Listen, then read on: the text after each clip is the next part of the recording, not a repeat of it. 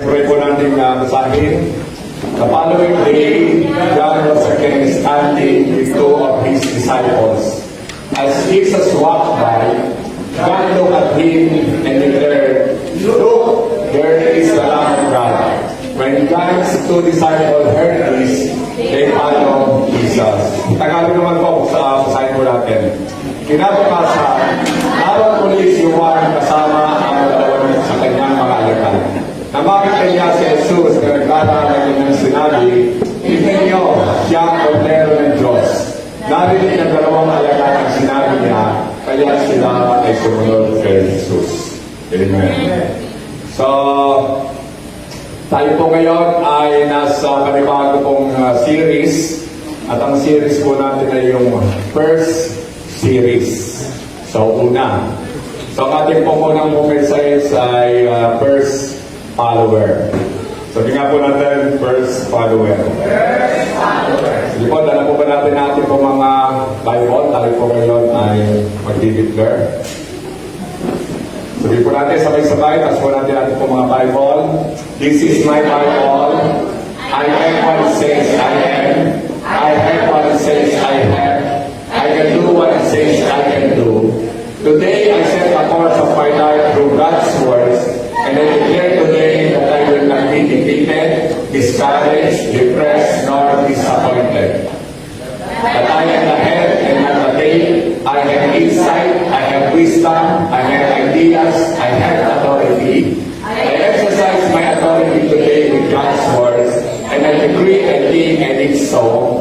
That I am rich and not poor, that I am healed and not sick, that I am strong and not weak, that I am a victor and not a victim, that I am blessed and it will never be changed. Amen. Ipawalaman po natin ang Panginoon. Bago na po po, sabihin ko, God bless you.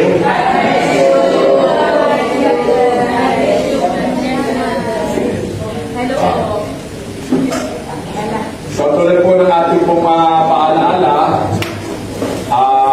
bawal po mag-usap. Paalaala, bawal po mag-usap. So, focus lamang po tayo sa Word of God. At bawal din na lumabas. Labas-pasok. So,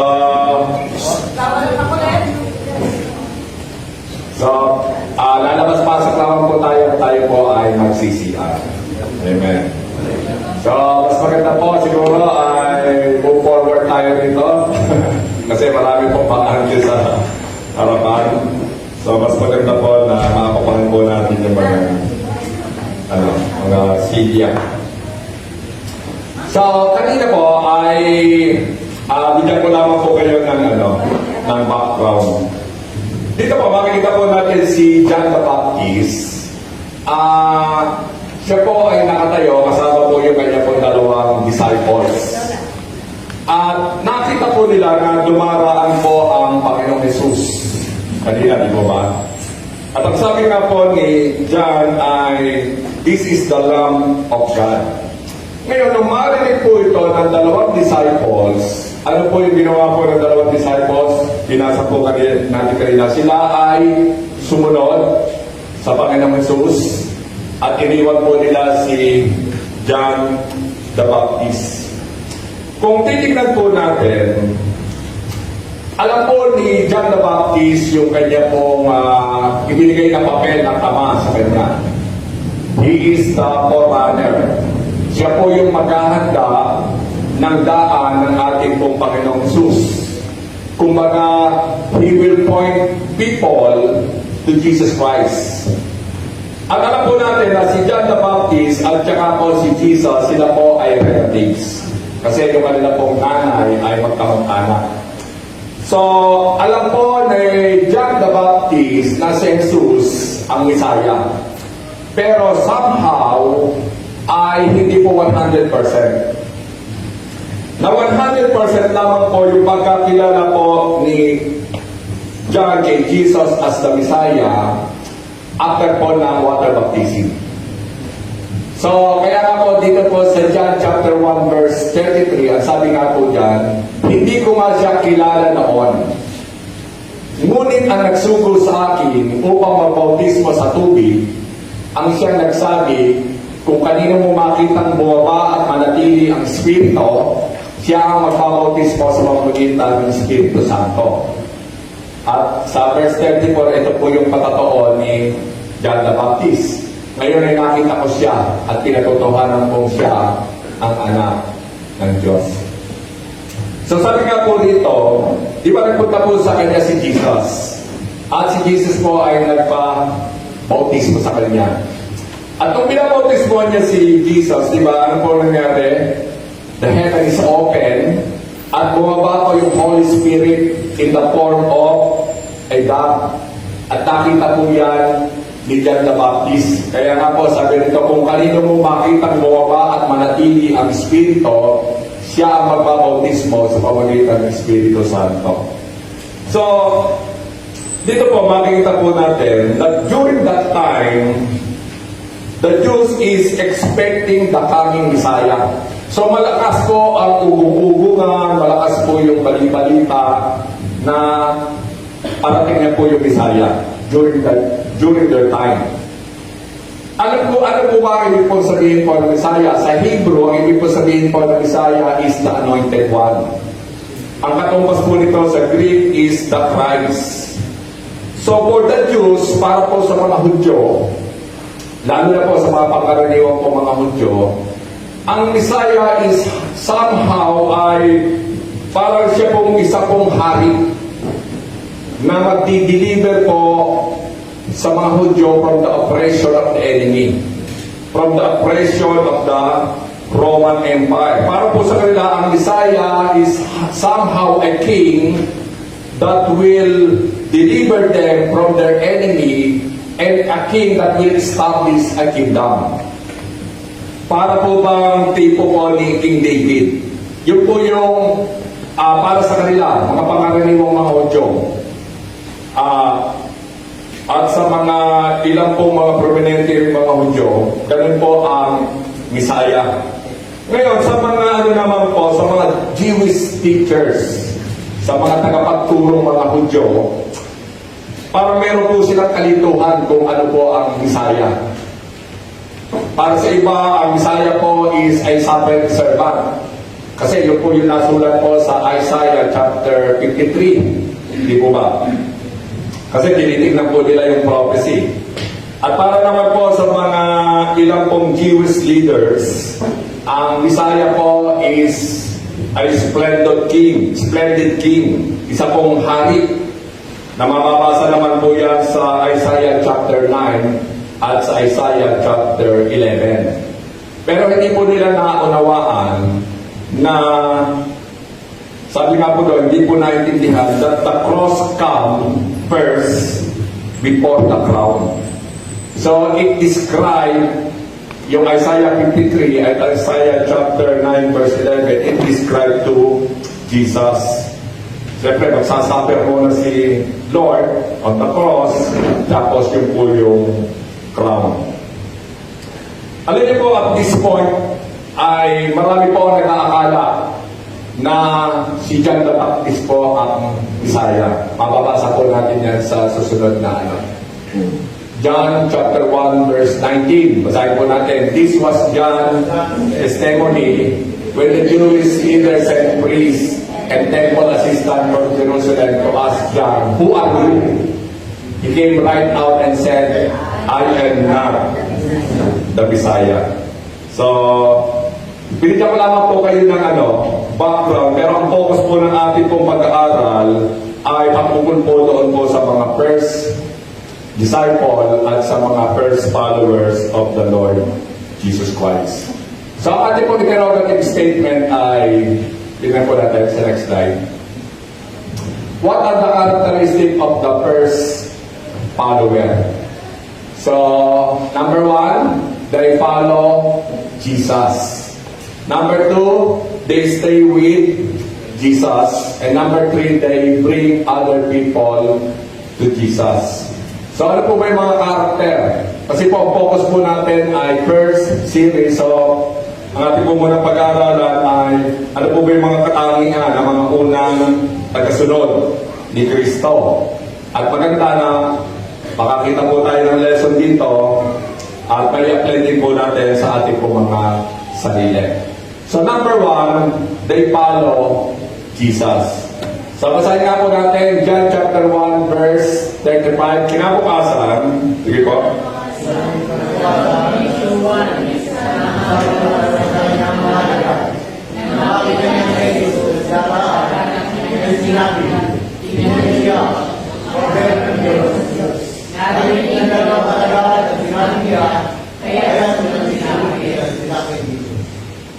Amen.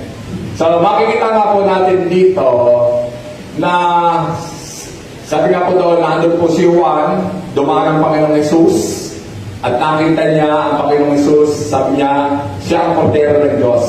Ano po yung ginawa po ng dalawang alagad? Sabi po dito, narinig ng dalawang alagad, sinabi niya, kaya sila ay sumunod sa Panginoong Jesucristo. So, sabi nga po doon, yung pong dalawang disciples nito, actually, ang pangalan po nila ay si Andrew at saka po si John. Si John po yung author po ng Book of John. So, nandun na po yung paniniwala po nila, nandun na po yung pananampalataya nila that Jesus is the Messiah. Kasi sumunod po sila eh. At iniwan po nila si John. At makikita po natin dito na si John po, he is pointing the people to Jesus. Kung nagbibigay na po siya ng mga testimony na sinasabi po ni John na hindi ako ang Kristo. Ang Kristo yung susunod sa akin. So nagbibigay na po siya ng testimony about the Lord Jesus Christ. Kaya po, nung sinabi po ni John na this is the Lamb of God, agad po sila na sumunod. Iniwan po nila si John at sumunod po sila sa Panginoong Jesucristo. Kasi po meron na po silang foreknowledge that He is the Messiah. Nag-expect na po sila na nag-aabang na po sila ng Messiah during that time. Alam niyo po, ang maganda po rito kay John, nung siya po ay iniwan po ng kanya po mga disciples. Kasi una po yung disciples to eh. Si John at saka si Andrew. Yan po yung mga disciples po ni John the Baptist. Pero sila po ay sumunod sa Panginoong Hesus. At nung sila po ay sumunod sa Panginoong Hesus, ano po makikita natin dito? Hindi po nagtampo si John the Baptist. Di ba? Makita po natin doon. Hindi po siya nagtampo. So dito po makikita po natin na alam niyo po sa ating pong mga paglilingkod, sabi nga po dyan sa tingnan po natin sa next slide. John chapter 3 verse 29. Basahin po natin. Ang abay na naghihintay sa pagdating ng lalaking ikakasal ay lubos na nangagalak kapag narinig nila ang tinig nito. Gayon din naman, lubos na ang aking kagalakan ngayon. Dapat siyang maitaas at ako naman ay maibaba. So dito makikita po natin, hindi po siya nagtampo eh. But po, siya po ay nagalak. Di po ba? At ang ini-illustrate nga po niya yung kanya pong sarili sa isang abay. Di ba sabi nga po niya dito, ang abay na naghihintay sa pagdating ng lalaking ikakasal. Sino po ba yung lalaking ikakasal? Si Jesus, di ba? At pagka nakita po yung lalaking ikakasal, ano po yung nararamdaman po ng abay? Siya po ay natutuwa. Nag-i-illustrate po dito si John the Baptist. So makikita po natin yung kasiyahan sa puso po ni John the Baptist. At ang sabi nga po niya dito sa verse 30, dapat siyang maitaas at ako ay maibaba. He must be increased. I must be decreased. Alam niyo po sa ating pong mga paglilingkod po sa Panginoon as disciples, lalo po kung tayo ay devoted sa ating pong paglilingkod po sa Panginoon, hindi po may iwasan na tayo po ay maparakalan. Hindi po may iwasan na tayo po ay ma-recognize. Okay lamang po yun. Kasi nasa Bible din naman po yun, hindi ko ba? Romans chapter 13 verse 7, give honor where honor is due. Ibig sabihin, okay lamang po na ma-recognize tayo. Lalo na po kung tayo po ay naglilingkod po na may katapatan po sa Panginoon. Pero dapat, pagka tayo po ay naparangalan, tayo po ay na-recognize, ano po yung dapat po natin gawin? Lagi natin ibabalik sa Panginoong Jesucristo yung papuri at yung karangalan. Ibig sabihin, huwag po natin ito aangkinin. Dahil hindi naman po natin magagawa ang mga bagay nito kung hindi po dahil sa Panginoong Jesucristo. Amen po ba? Amen. Kaya nga po, yung po mga tao, di ba, nag-aakala po na si John ay the Messiah. Di ba? Are you the Messiah? So sabi po ni John, I am not the Messiah. Siguro, recognition po yun di po ba? Recognition po yun. Kaya po si John po ay, Messiah. Magandang titulo yun nga. Ay, ako na ang Messiah. Inangkin na, di ba? Pero dito makikita po natin, hindi po inangkin ni John the Baptist yung mga recognition. Bakit sinabi po niya, na hindi ko naman magagawa ito kung hindi dahil din sa Panginoon.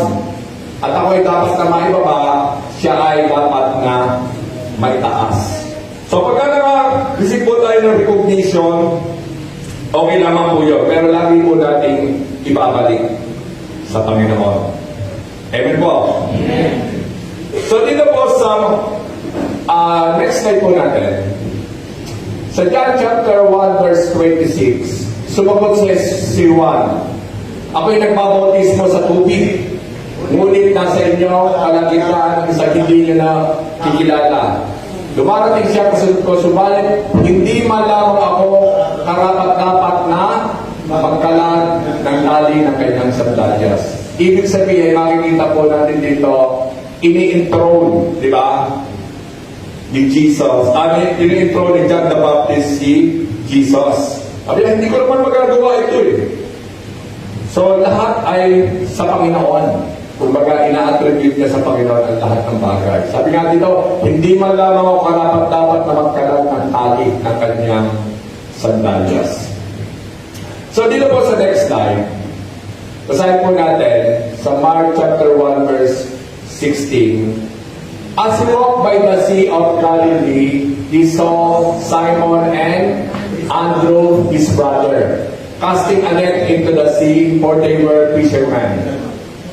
Then Jesus said to them, follow me, and I will make you become fishers of men. They immediately left their nets and followed him. So ano po ang ginawa dito? Sumunod po sila. At ano po yung iniwan po nila?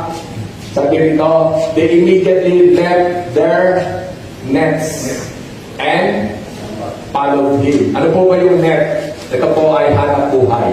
Diba? Pinagkakakitaan. Sa next slide po natin, Mark chapter 1 verse 19, when he had gone a little farther from there, he saw James, the son of Zebedee, and John, his brother, who also were in the boat mending their nets. And immediately he called them, and they left their father Zebedee in the boat with the hired servants and went after him. So kanina po si Andrew at si Peter, this time naman si John at si James. So ito po yung mga unang tagasunod ng ating pong Panginoong Jesucristo. At dito, sino po ang iniwan niya? Iniwan po nila, and they left their father Zebedee. So isa po itong mahalaga o mahal sa buhay. Ngayon ang tanong po natin, iniwan nila at ano po yung ginawa po nila? Sumunod. Di ba? And immediately he called them, and they left their Zebedee in the boat with the hardware and went after him. Ibig sabihin, andun po yung pagsunod. So sa ating po mga pagsunod, ang tanong, ano po ba yung mga iniwan natin? Siguro nakakabalita po tayo na dahil po sa kanila po pagsunod sa Panginoong Jesus, ay iniwan po nila yung kanila pong mga hanap buhay. Pero po tayo nakakabalita na nagtatrabaho sa gawaan ng sigarilyo, gawaan ng alak, nagtatrabaho sa casino, nagtatrabaho sa nightclub, Pero when they encounter the Lord Jesus Christ, iniwan po nila yung kanilang po mga trabaho. The same thing din naman. Si Andrew, si Peter, si John, si James, mga first follower, they left their net and they left their father. At meron po tayong nababalita na nagkaroon po ng calling to become a pastor na iniwan po yung malaking sweldo at tumugon po doon po sa tawag po ng Panginoon. Kaya nga po ang tanong is, sa ating po mga pagsunod, ano po ba yung mga iniwan po natin? Alam niyo po, years back ay meron pong nag-anak po sa akin ng isa pong malaking project doon po sa lugar po ng Tagaytay. And during that time ako po ay nagpapastor na and I politely declined. Kasi alam ko na maapektuhan po yung aking pong paglilingkod po sa Panginoon at maapektuhan po yung aking pong oras sa Panginoon. So maganda po sana ang opportunity, di po ba? Malaking project, part pa ng Tagaytay, pero hindi ko po ito tinanggap dahil nga po sa paglilingkod sa Panginoon. And lately, kami po dalawa pong mag-asawa ay inoperan po kami ng aming pong anak. Sabi niya tayo na ipipitisyon ko na kayo, green card holder sa US. So kung titignan po natin, marami po mga tao gusto pumunta ng US. Ngayon nga po, dinideport na nga po ni Trump, di ba? Dahil mga illegal immigrant. Pero actually, nilakad na nga po niya eh. At nagkaroon na nga po ng reply yung US Embassy. Pinapakasikaso na nga po sa amin po yung mga papers at sabi nga po na aming po anak, within 1 year, ay pwede na po ma-approve po yung aming po application. Pero sinabi po namin sa aming pong anak na hindi pa ito yung panahon. Kasi gawa ng ministry, gawa ng ating paglilingkod sa ating Panginoon. So, ang tanong po is, ano po yung mga bagay po na pwede po natin na iniwan dahil po sa ating po pagsunod sa ating po Panginoong Diyos. Alam niyo po, ito pong Mark chapter 1 verse 16 at saka Mark chapter 1 verse 19, hindi po ito yung unang tawag ng Panginoon doon sa mga early disciples.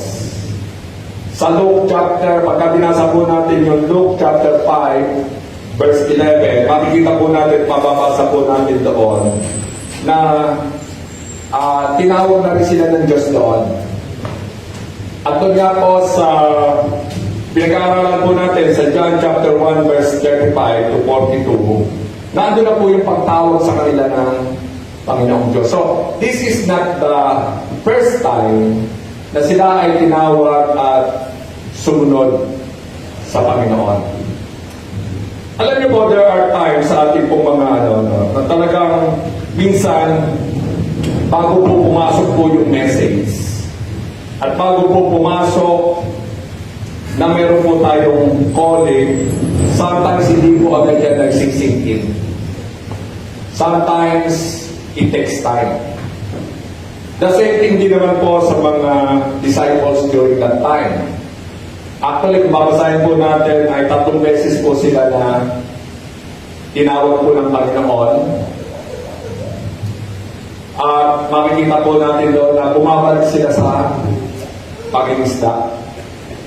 Kasi di po, pagka binasa po natin yung Luke chapter 5, tinawag din ulit sila ng Panginoon doon. Pero ang maganda po rito, makikita po natin na sa bawat pagtawag ay nandun po yung kanila pong pagsunod.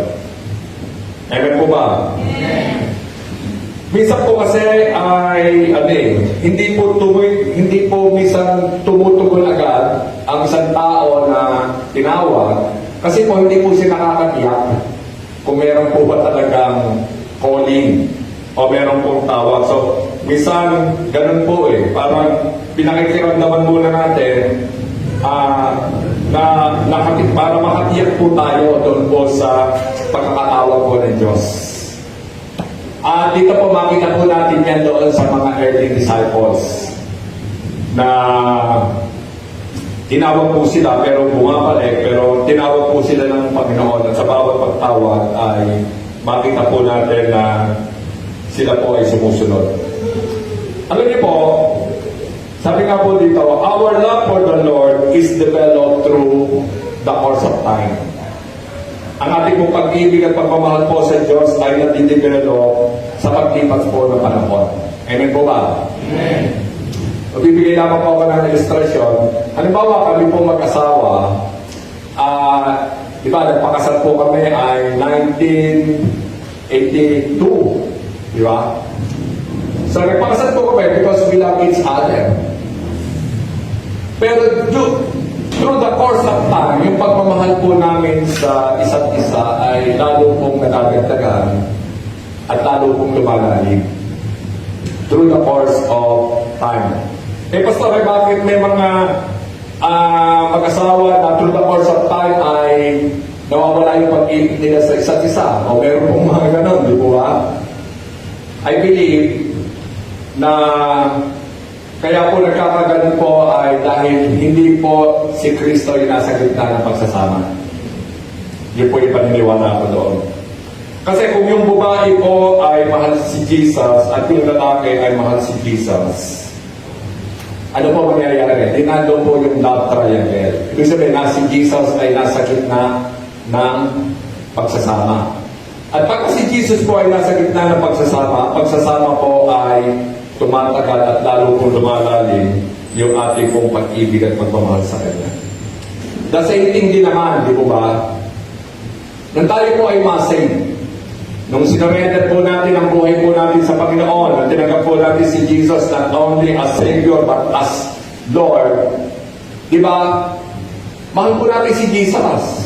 Kasi nanaligat na ng palataya nga po tayo, sinuko nga natin ang buhay po natin sa Kanya, di po ba?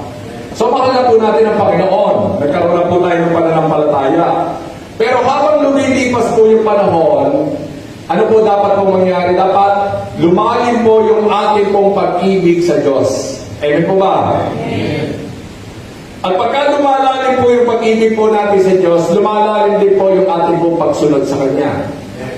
Amen? Amen. Kaya nga po sabi sa atin, sabi nga po ng Bible, if you love me, you will obey my commands. Diba? Kung mahal nyo ako, dapat sinusunod nyo ang aking mga utos.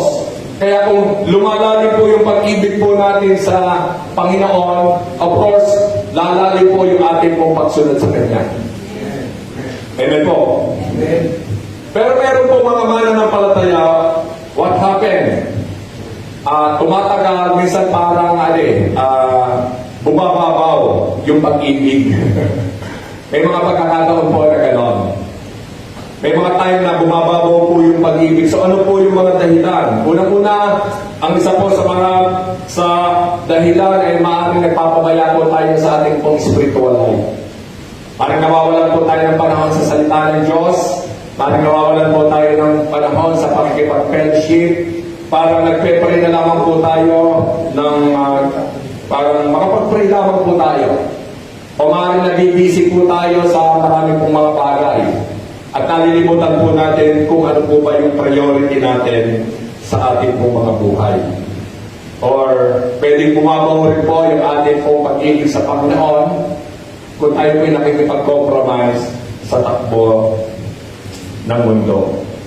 So dito pa, makikita po natin dito na dapat, yun po yung nakita ko po dun sa mga disciples na ito na yung pag-ibig po nila sa Panginoon, nag-start po ito ng mababaw, pero along the course of time, lumalalim po yung pag-ibig po.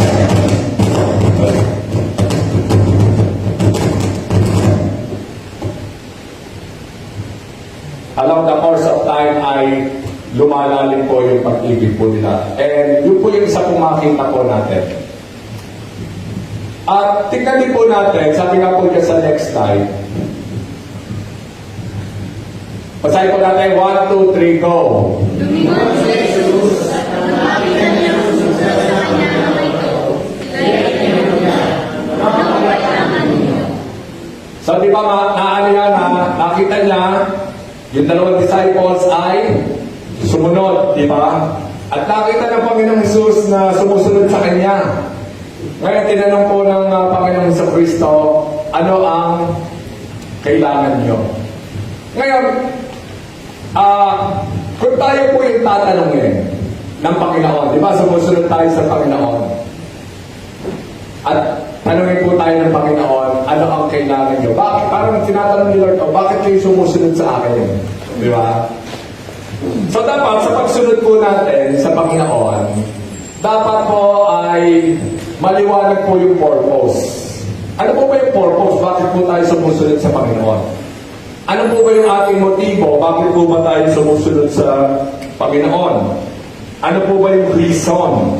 Bakit po tayo sumusunod sa Panginoon? Dapat maliwanag po yun sa atin. Kaya po, tinanong po sila ng Panginoong Jesus bakit kayo? O ano yung kailangan nyo? Bakit kayo sumusunod sa akin? So dapat maliwanag po yung ating pong purpose, reason, at motibo.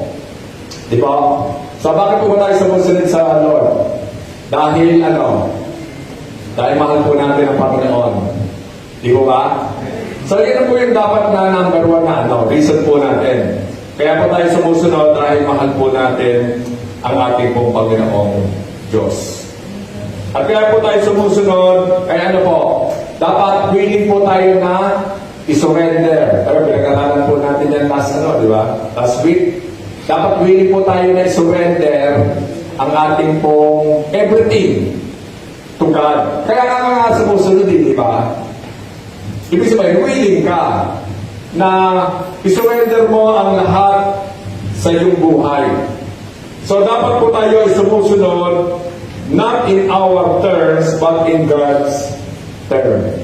Amen? Amen. Alam mo ang motibo ko pala ay sumusunod tayo kasi gusto lang natin mapagpala. Di ba? E paano kung dumating yung paghihirap sa buhay? So, babaklas tayo. Di ba? O sumusunod lang mo tayo dahil gusto natin ang kapangyarihan, gusto natin na makilala, gusto natin na maging known. Di ba? So, dapat maliwanag po bakit po tayo sumusunod sa Panginoon. Not based on emotion. Susunod ako kasi gusto kong makatugto, gusto kong kumanta. Hindi po. Tayo po ay susunod po sa Panginoong Jesus dahil mahal po natin siya. Amen? Amen. Kaya nga po, sabi nga po ng aking asawa, we are here to worship God. Amen? Amen. So, hindi po tayo dito pupunta para makipagkwentuhan, kundi nandito po tayo para magsamba at para magpuri po sa ating po Panginoong Diyos. Amen. So, willing po tayo sumunod sa Kanya whatever it takes. Kasi po, kung hindi po tayo willing whatever it takes, paano kung may mga pagsubok na? Paano kung may mga sacrifices na? So, bibitaw na ba tayo? So, dapat tama po yung ating pong purpose at tama po yung ating pong motive. Alam niyo po ba sa John chapter 6, marami po doon mga alagad na sumunod po sa Panginoon dahil gusto po nila mapagpala. Pero marami po sa kanila doon ay bumaklas sa Panginoong Kristo. Doon nagturo na po ang Panginoong Jesus ng mga kumbaga malalim na katuruan, sila po ay bumaklas. So yun po yung number one. Sa next slide po natin, what are the characteristics of the first follower? They stay with Jesus. Ano po yung number one? They follow Jesus. Di ba ba? Sumunod po sila. And number two, they stay with Jesus. Basahin nga po natin sa John chapter 1 verse 39. Come and see, he said. It was about 4 o'clock in the afternoon when they went with him to the place where he was staying.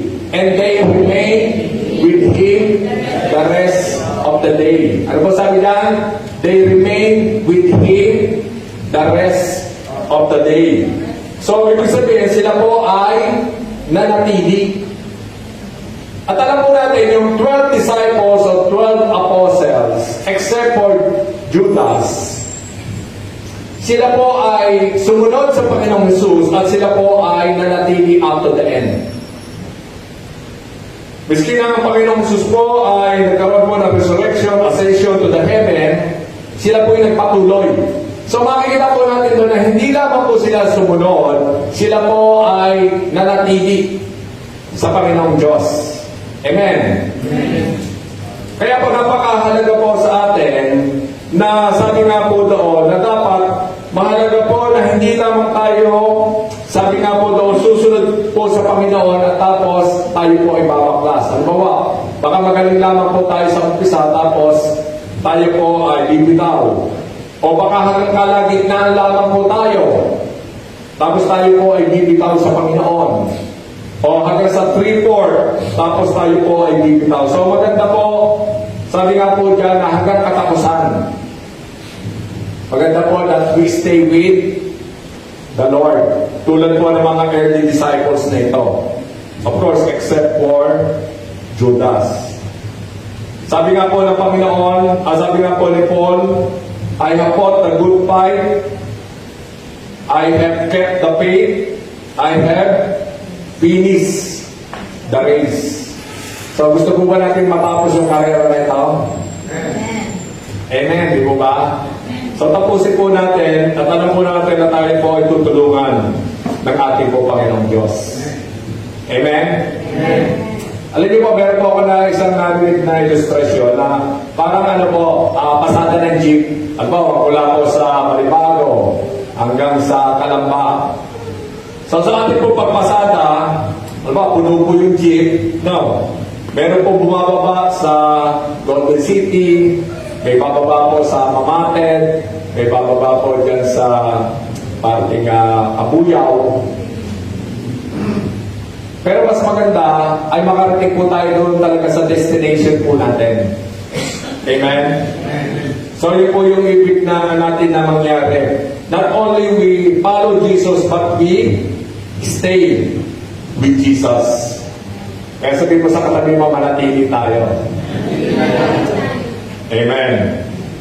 So dito po, may mga ilang illustration po sa Bible na mga karakter na sumunod pero hindi po sila nakapagpatuloy. Tingnan po natin. Mababasa po natin sa Colossus 4:1-4. Nangangamusta rin sa inyo si Dimas, ang minamahal nating manggagamot, at ang minamahal nating manggagamot na si Lucas. Pero sa 2 Timothy chapter 4 verse 10, ano po sabi rito? Iniwan na ako ni Dimas dahil sa kanyang pag-ibig sa daigdig na ito. So makikita po natin bumaklas. Hindi po nag-stay si Dimas. Bakit? Dahil po sa pag-ibig sa mundo. So yun po yung talaga yung isang reason. Sa next slide po natin, sa 2 Timothy chapter 2 verse 16, iwasan mo sina Himeneo at Pileto. Lumihis sila sa katotohanan at ginugulo nila ang pananampalataya ng iba sa pamagitan ng pagtuturo ng muling pagkabuhay na ganap natin. Ano pong sabi rito? Verse 18, lumihis sila sa katotohanan. Ibig sabihin dati nasa katotohanan po sila. Pero dumating po yung time na lumihis sila sa katotohanan. In 1 Timothy chapter 1 verse 20, ang pananampalataya nila ay natulad sa isang barkong nawasak, kabilang sa inyo, sa kayo sina Himeneo at Alejandro. So ito po ay mga sumunod sa ating pong Panginoong Jesus. Pero later on, makita po natin, they did not stay with the Lord. Tingnan po natin. Sa 3 John 9, sumulat ako sa iglesia, subalit hindi kami kinilala ni Dio Trepes. Ang hangad niya siya ang kilalaning pinuno. Kahit pagpunta ko dyan, uungkatin ko ang lahat ng ginawa niya at ang mga kasinungaling yung sinabi niya laban sa amin. So, sino po yan? Dio Trepes. Ano po yung kanyang purpose at ano po yung kanyang motive? to become a leader, di ba? Kilalanin po pinuno. Eh siguro, hindi po siya naging pinuno, eh, bumaklas po siya. Di ba ba? Kaya nga tama, dapat alam po natin yung ating pong purpose. Ano po ba yung ating motibo sa ating pong pagsunod sa ating pong Panginoong Jesucristo? In John chapter 6 verse 36, mula nooy marami sa kanyang mga alagad ang tumalikod at hindi sumama sa kanya. Tinanong ni Jesus ang 12, at kayo, gusto rin ba ninyong umalis? So kung tatanungin po tayo ni Lord, di ba ba, gusto po ba natin na umalis sa pananampalatayang ito? Siyempre, ano po sasagot natin? Hindi. Di ba? Kaya nga po tayo nandito. Gusto po natin na tayo po ay makapagpatuloy po tayo sa Panginoon. Alam niyo po, yung nangyari po sa mga Bible character nito, pwede rin po ito mangyari sa atin. Kaya na, kung tayo po ay magpapabaya sa ating pong spiritual life at kung tayo po ay makikipag-compromise sa takbo po ng mundo. Kaya po napakahalaga po rito na tayo po ay talagang sabi nga po doon ay bumababad po tayo sa Word of God. Alam niyo, yung message nga po ni Paul noong Wednesday, kung yung mga nandito, di ba? The more na halimbawa, ikaw po yung mananampalataya na nagpapabaya, hindi ka napapansin masyado ng tao, di ba? Yun po yung message na.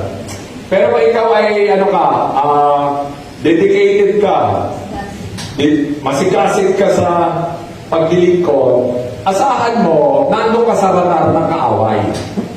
Amen? So, ano ang gagawin po ng kaaway? So, i-discourage po tayo sa mga lakad po natin. Paglakad po natin sa ating pong spiritual life. Di po ba? Pwede po may mga dumating na mga tukso. May mga dumating po ng mga pagsubok. May hirap na sitwasyon. Mga trials. Yan po yung magkakaranas po tayo ng mga ganyang mga bagay. Hahandakan po tayo ng kaaway. Kasi nagiging banta po tayo sa kingdom of darkness. Amen. So tututukan po tayo ng kaaway. At bibigyan niya po tayo ng mga kung saan na pwede pong madiscard tayo sa ating pong paglakad spiritually. May mga matitindi pong pwede pong may mangyari po na mga matitindi mga pagsubok. Ihaharap po tayo sa mga tukso. Pero kung tayo po ay patuloy na magtitiwala po sa Panginoon, ito po yung maganda Kasi po yung kaaway is already defeated. Amen. More than 2,000 years ago, he is already defeated. And he will remain defeated kung tayo po ay patuloy na magtitiwala sa Panginoon. Amen. Pero kung tayo po ay magpapabaya, pwede po tayo matalo, pwede po tayo masingitan. Pero kung tayo po ay patuloy na magtitiwala po sa Panginoon, lagi po tayong isasama ni Lord sa parada ng tagumpay. Amen. Kaya sabi mo sa katabi mo, kasama tayo ni Lord sa parada ng tagumpay. Kasama tayo ni Lord sa parada ng tagumpay. So hindi niya tayo papabayaan. Kahit na ano pa yung dumating. Di ba? Hindi tayo papabayaan ng Panginoon. Kaya nga po sabi po ng Panginoon, I can do all things through Christ who gives me strength. I am more than conquerors through Christ. The one in me is greater than the one in this world. Ibig sabihin po, sigurado po yung ating pong pagtatagumpay sa buhay po nito. Amen po? Amen. Kaya hindi po tayo dapat na matatakot. Actually, ginagamit pa nga po ni Lord yung mga trials, mga pagsubok sa ating pong mga buhay. Inaalaw po yan ni Lord to strengthen our faith. Para mas lalo po tayo na tumatag at para ma-receive po natin yung mga kasi kasunod po ng di ba? Sabi nga natin kanina, suffering Ano po sumunod dyan? Crown. Di ba ba? Naranasan po yan nila Joseph. Nagkaroon po ng mga suffering. Pero after that, na-promote sa governor, si David. Di ba? Dumaan po siya sa marami pong mga pagsubok sa buhay. Binantaan po ang kanya pong buhay.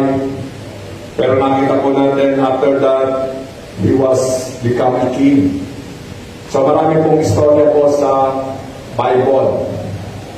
So doble po yung purpose. Kaya nga po sabi po ng Bible na pagka dumaraan po tayo sa mga pagsubok, huwag po tayo malungkot, pagkos tayo po maging masaya. Sabi po sa Santiago chapter 1 verse 2 hanggang 3 and 4. Sapantalan po natin na sabi doon, tatatag yung ating pong pananampalataya. And lastly, sabi nga po dyan, reason for not staying with Jesus, ano po dyan? Sabi dyan, because of trials, problems, and persecution. Number 2, crowded out by worries of this life and the lure of wealth. So, pagka tayo po ay, sabi nga po doon, marami na po mga kabalisahan at minsan sa kagustuhan po ng tao na yumaman. Alam mo naman, gusto naman po tayo pagpalain ng Panginoon, di ko ba? Pero gusto po tayo pagpalain ng Panginoon ayon po sa kanyang kaparaanan. At kaya po tayo pagpalain, Lord, ayon po sa kanyang po kaparaanan. Sumunod lamang po tayo sa Diyos. Kasi po yung iba ay para po mapagpala ay kung ano-ano na po yung gagawin, nawawala na po sa kalooban ng Diyos. Diba? Bumibitaw na po sa pananampalataya. So dapat alam po natin kung paano po tayo. Pagsunod naman po. And see, they did not know how to handle the blessing of God. Kaya maingat po tayo pagka humingi po tayo ng pagpapala. Kasi po, pagka tayo po pinagpala ni Lord, at kung hindi naman po tayo magiging maingat, halimbawa, binilis tayo ni Lord, tapos ay hindi naman natin na ibalik yung para sa Panginoon. Diba? So, ano pa ang i-report ni Lord? Siyempre, everything na matatanggap po natin, dapat i-order po natin si Lord. So, alam po natin yan. Eh, kung kaya nga mapagkatiwalaan sa maliit, para tayo mapagkatiwalaan sa malaki, kailangan mapagkatiwalaan po na tayo sa maliit. Pagka tayo po'y tapat sa maliit, tayo po'y magiging tapat sa malaki.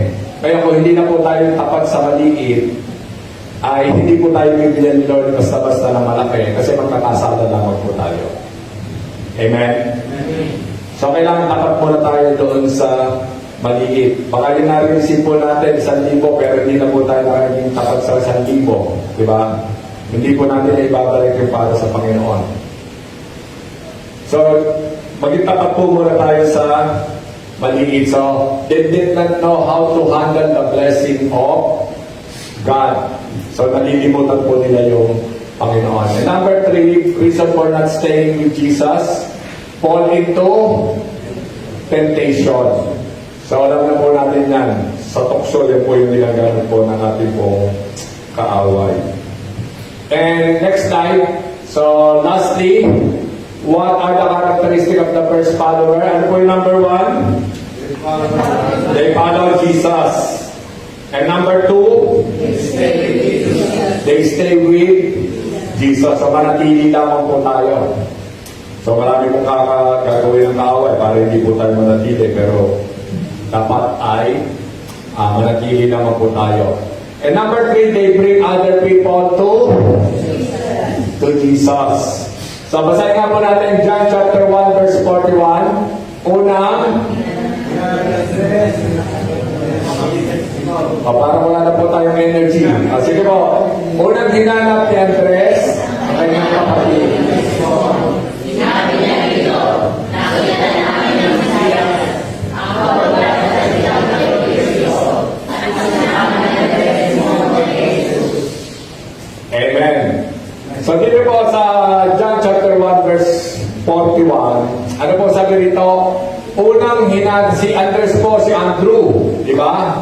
Siya po yung dalawang disciples na sumunod sa Panginoong Jesus. Ano po yung ginawa po ni Andres? Hinanap niya ang kanyang kapatid na si Simon. Sinabi rito, nakita namin ang Mesiyas, ang kahulugan nito ang salitang Kristo, at isinama ni Andres si Simon kay Jesus.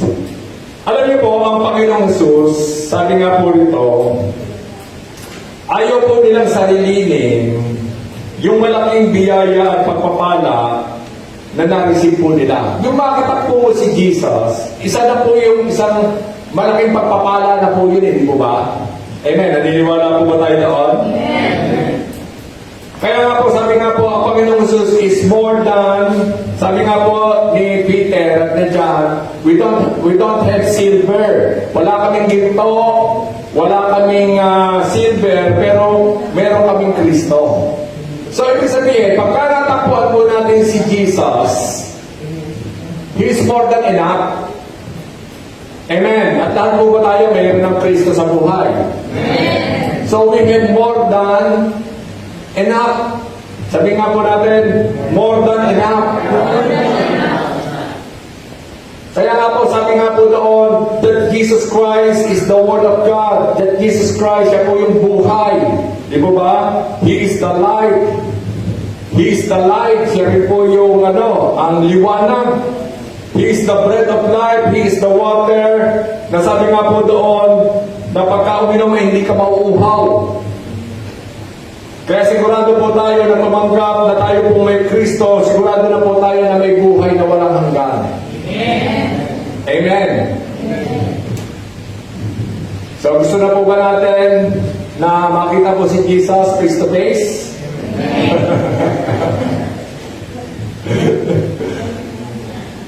Tsaka na lang, no? Dahil maglilikod pa tayo kay Lord, eh. Di ba? Pero kung gusto nyo na maanan, sino gusto maanan? Walang takot, di ba? Walang takot si brother na wala. Kasi alam niya eh. Di ba? Sabi nga dito, to live is Christ and to die is gain. Di ba? Ang mabuhay ni Kristo, mamatay ay isang pakinabang.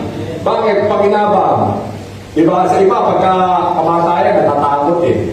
Pero pakinabang kamatayan kasi pag pumikit ka na, pag dilat mo, nasa presensya ka na nila. Amen. Diba? Pero sabi nga ay, gusto pa po natin na mabuhay para mapaglingkod pa po tayo sa Panginoon. At si Jesus, sabi nga po dito, nung natakbuhan po ito ni Andres at John, ito may malaking pagpapala. Ang pagpapala po ba ay sinasarili? Hindi, di ba? Ang pagpapala ay sinishare. At si Jesus po ay malaking pagpapala. Amen. Pagka may Jesus ka, hindi ka niya pababayaan. Amen. Eh sabi nga niya, mga ibon, hindi naman hindi niya pinababayaan eh. Di ba? So tayo, hindi rin tayo pababayaan ng Diyos. Napakabuti po ng Diyos. Unahin lamang po natin ang Panginoon sa ating po mga buhay. Sabi nga po, hindi po tayo pababayaan ng ating po Panginoong Diyos. Kaya ano po yung ginawa po niya? Isinama po niya yung kanyang kapatid na si Simon. Sino po ba si Simon? Si Pedro. Di ba? Isinama ni Andres si Simon kay Jesus. Kumbaga, in-invite po niya. Isinare niya si Jesus at tapos in-invite po niya. So, ang tanong, kailan po pala yung huli nag-invite ng mga tao? Siyempre, marami po tayong gustong madala sa kay Jesus, eh, di po ba? Ang tanong, ini-invite po ba natin sila?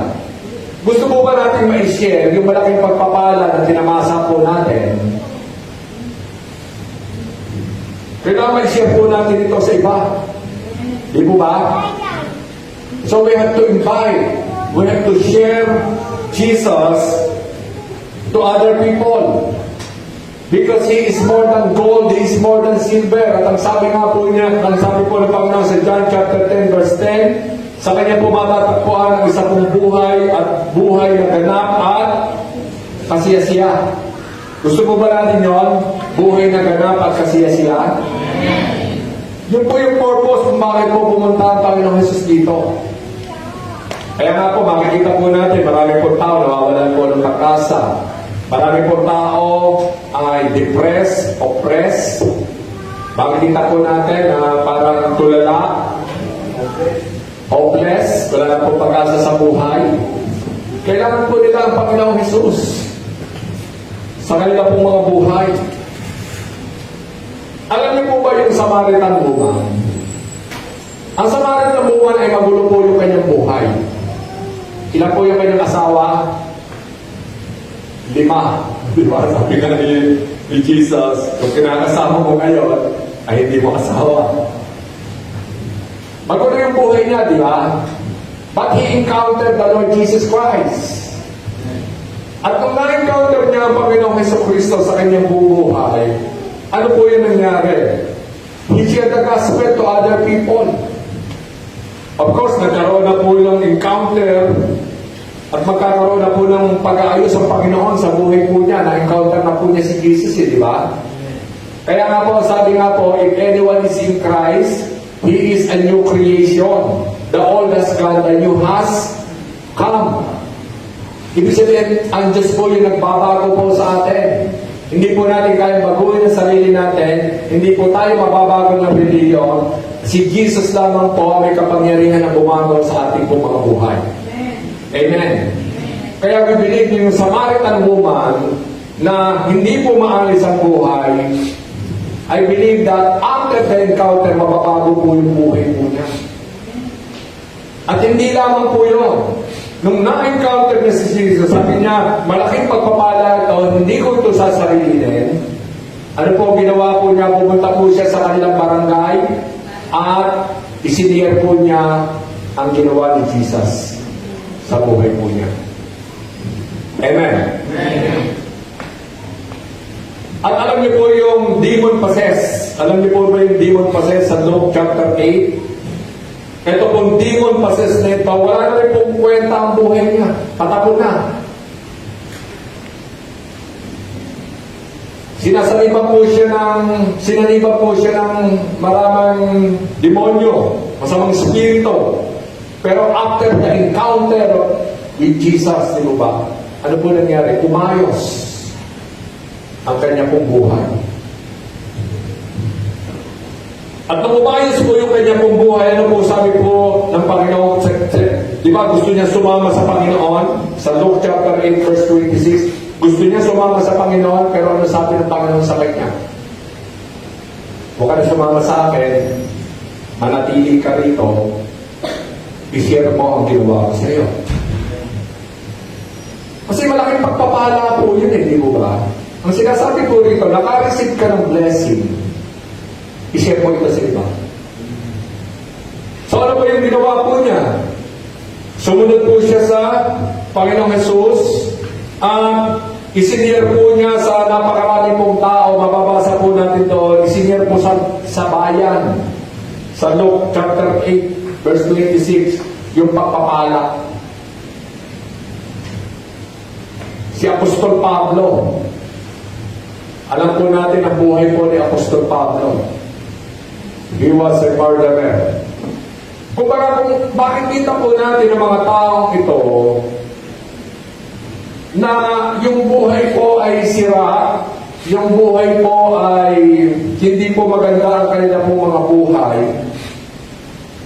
Kahit nga po si Mateo, siya po yung tax collector, di ba? At alam po natin ang mga tax collector during that time, galit na galit nga po yung mga Hudyo dyan. At makikita po natin, di ba, si Paul, a murderer, pero na-encounter po si Jesus.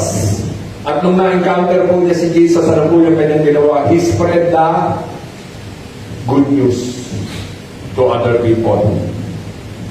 Alam niyo po, makikita po natin ng mga tao ito na umayos po yung buhay. At tayo rin naman po, inayos ni Lord yung buhay po natin. Amen po ba? Amen. Hallelujah. At hindi pa po tapos si Lord sa atin. Marami pa pong iaayos si Lord sa buhay po natin. At habang nandito po tayo, patuloy po tayong inaayos ni Lord ang buhay po natin. Wala pa po ganito ang perfection sa heaven na. Patuloy po tayo na, sabi nga po doon, patuloy po tayong inaayos from glory to glory ng ating po Panginoon. At makikita po natin ang mga, yung Samaritan woman, yung demon possessed, sila Paul, yung mga Bible character, pangit po yung buhay po nila, inayos ng Panginoon, at ganun po nila pinahalagahan ang kanilang kaligtasan. They share the gospel to other people. Kaya nga po sinasabi natin na ang salvation, libre, pero may nagbayad. Sino po nagbayad? Si Jesus. Amen? May nagbayad si Jesus. So, hindi libre, may nagbayad. Tayo, kumbaga, tinanggap po natin ang salvation ng walang bayad, pero may nagbayad ang Panginoong Jesus.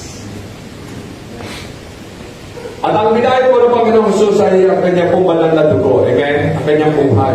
So dapat, pahalagahan din natin yung salvation. Amen po? Amen. So yung kaligtasan na tinamasa natin, pahalagahan natin. So paano ba natin pahalagahan? Talagang, Lord, salamat po, Panginoon, sa kaligtasan na ito. So sumunod po tayo sa Panginoon. Magdala po tayo, share po natin ang mabuting balita sa ibang tao. Of course, pagka tayo po ay nag-invite, pwedeng pumunta, pwedeng hindi. Pero ang mahalaga po doon, nakapag-invite tayo. Di po ba?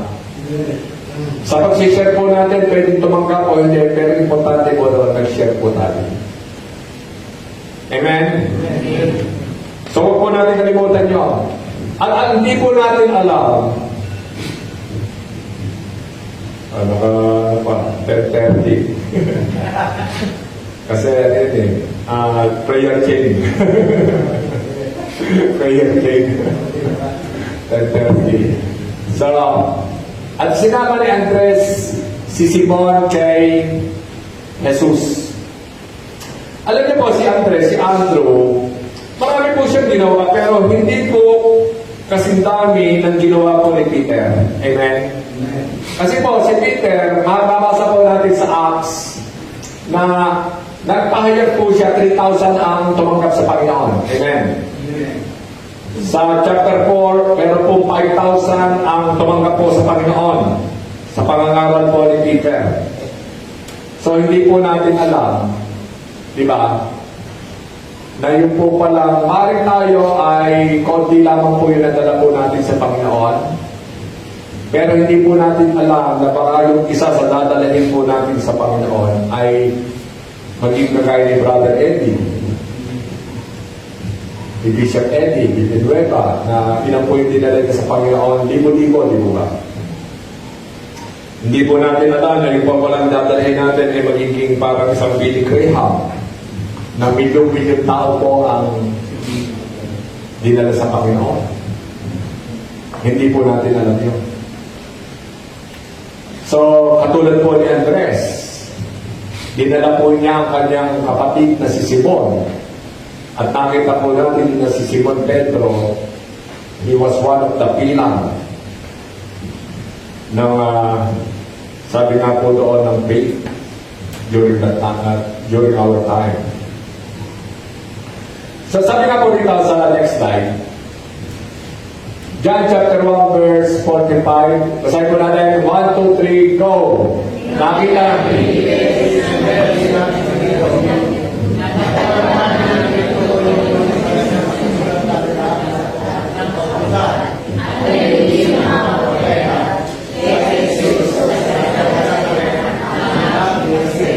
So ano po nakita dito? Si Philip. Siya rin po yung tinawag ng Panginoon Siya'y tumugon, sumunod, nanatili. Pero sabi nga po doon, meron po siyang kaibigan. Sino po yung kaibigan po niya? Si Nathanael.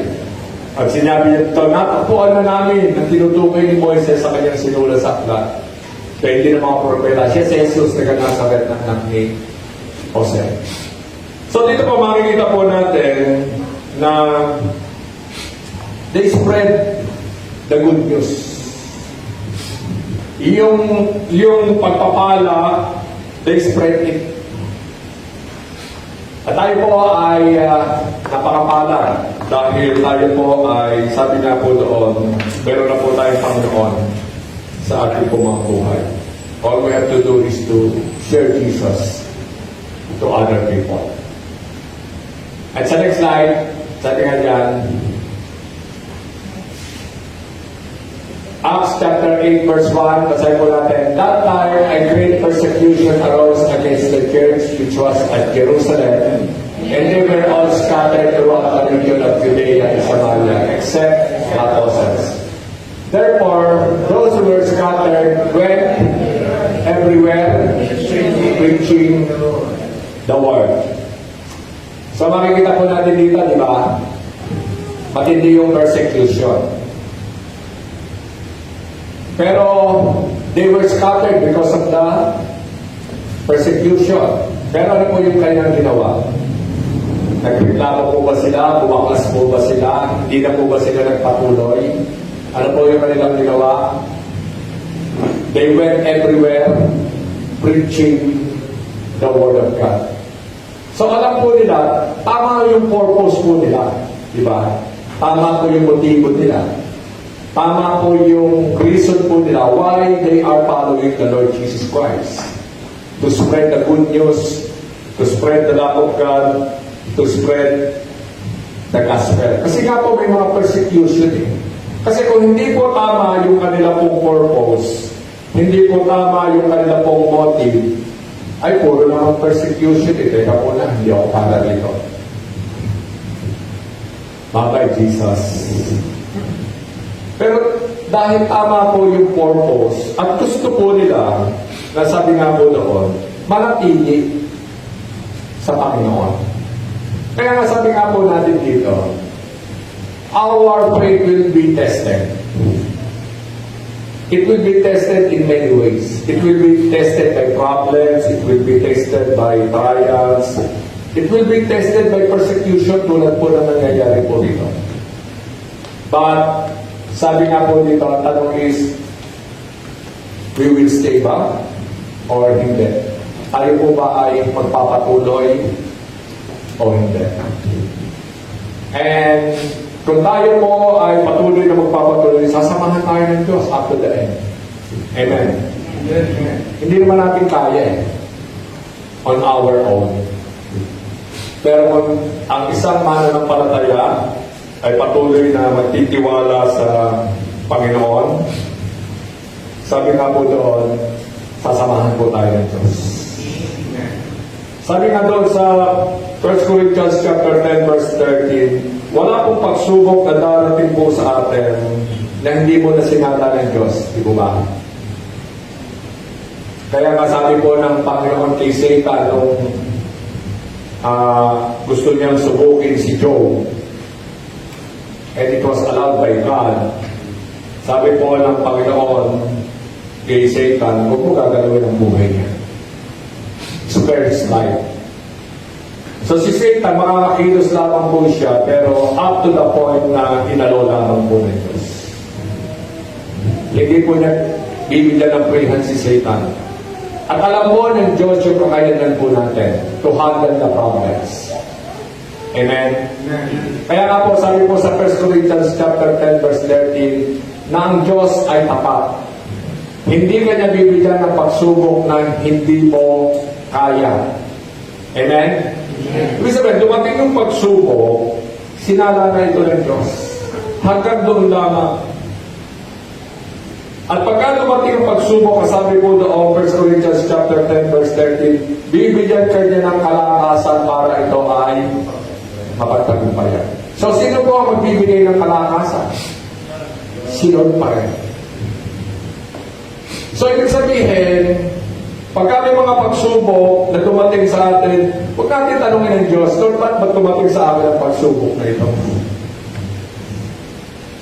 All we have to do, kasi kung titignan po natin ang Bible, sila Joseph, dumating po yung mga pagsubok, pero hindi po, wala po tayong mababasa na nagreklamo po sila sa Panginoon. Wala. Pero yung mga Israelita na inilabas po ng Diyos sa Egypt, di po ba?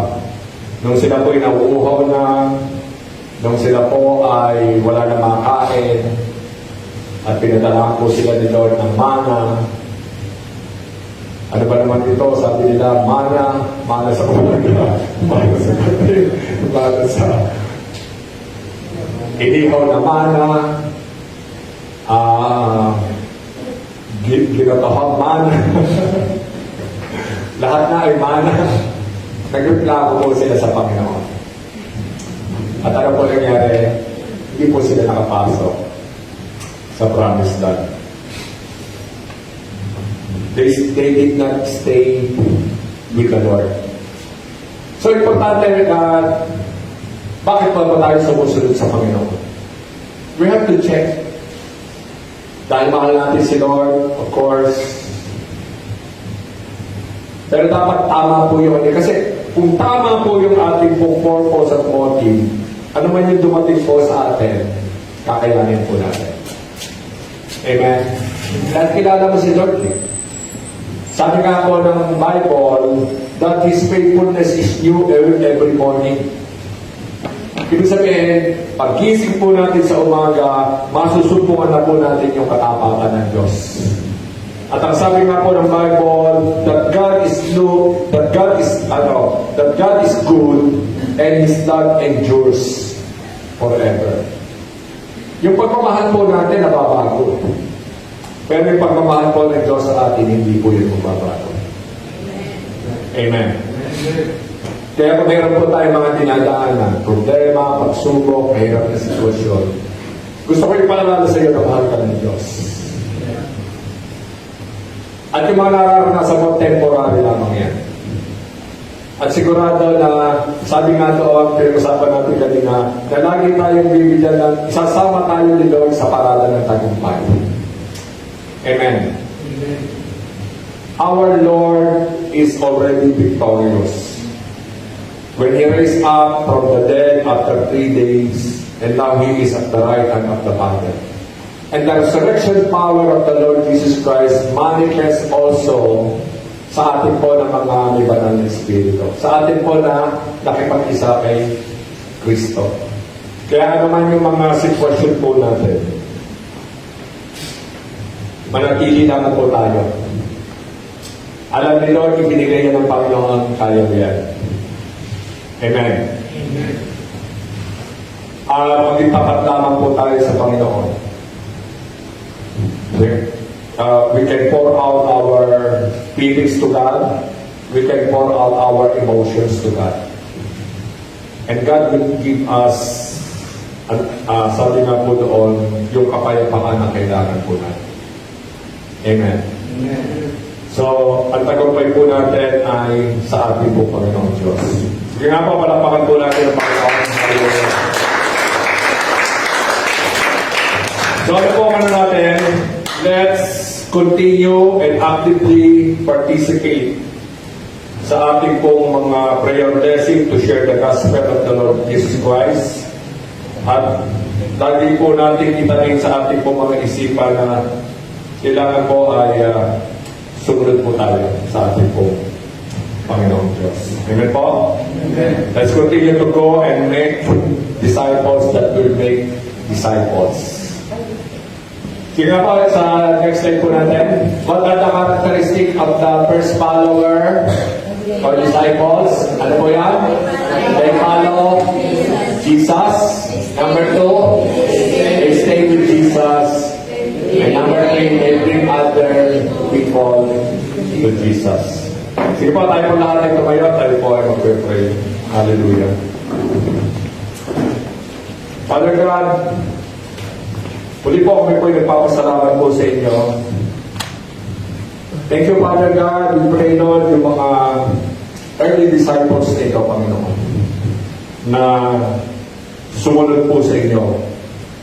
Nakita po namin, Panginoon, Lord, na yes, hindi po agad, Father God, mahal po nila kayo dahil sa kanila pong mga pagsunod. Pero nakita po namin, Lord, through the course of time, kung paano po na-develop yung kanila pong pag-ibig sa inyo, na-develop yung kanila pong pagsunod po sa inyo, Lord. At kung paano po sila hinubog, O God, bilang mga anak mo, Panginoon. At nakita po namin na lagi po silang sumusunod, Panginoon. Hindi naman po sila sumunod, nandun po, Lord, yung pananatili po nila sa inyo. Kahit na nga po may mga bagyo, may mga persecution, Father God, may mga trials. Nakita po namin, Lord, na sila po ay nanatili po sa inyo. Marami na pong bumanglas during that time. Pero they stay with you, Father God. At hindi lamang po yun, Panginoon. Hindi po sila bumanglas dahil alam po nila, Lord, that you are the source of eternal life. That you are the source of everything, Panginoon, na kailangan po namin sa buhay nito. That you are more than gold. That you are more than silver, Panginoon. Na naman po yung mga pangangailangan po namin, Panginoon, kaya mo pong tukunin, kaya mo pong katakbuhin, Panginoon, na higit pa sa amin po inaasahan, O God. At kayo po ay isa pong malaking pagpapala, Panginoon. Nakita po nila, kaya po they bring other people to you, Father God. At nakita po namin, Panginoon, mga tao na ang buhay ay wasak, walang kwenta, Panginoon, magulo ang buhay. Pero nakita po namin, O God, when they encounter you, Father God, kung paano po sila binago, O Lord. At hindi lamang po yun, they bring people to you, Panginoon. Ganun po nila na mahalagahan ang kanila pong kaligtasan, O God. Kaya po kami nandito, Panginoon. We pray, Father God, Lord, that we have to share the blessing of knowing you in our life, O God. Blessing na meron po kaming buhay na walang hanggan. Blessing na hindi mo po kami iiwan at pamamayaan. Blessing, Panginoon, Lord, na sabi nga mo, Lord, kaya mo po kaming pagpalain, katapuin, bigyan ng kapayapaan, kagalakan, Lord, sa aming pong mga buhay. Lord, ito po ay isa pong malaking pagpapala, Panginoon. Kaya po, Lord, kami po ay patuloy, anuman po dumating po sa aming pong mga buhay, Panginoon. Alam po namin, magtitiwala lamang po kami at lagi po kami isasama sa parada ng aming payukan. Marami pong salamat, pagpalain mo po ang bawat isa, Father God, at patuloy, Lord, na we give back to you all the glory, honor, and praises. In Jesus' name, ang lahat magsabi na, Amen. Amen. Amen.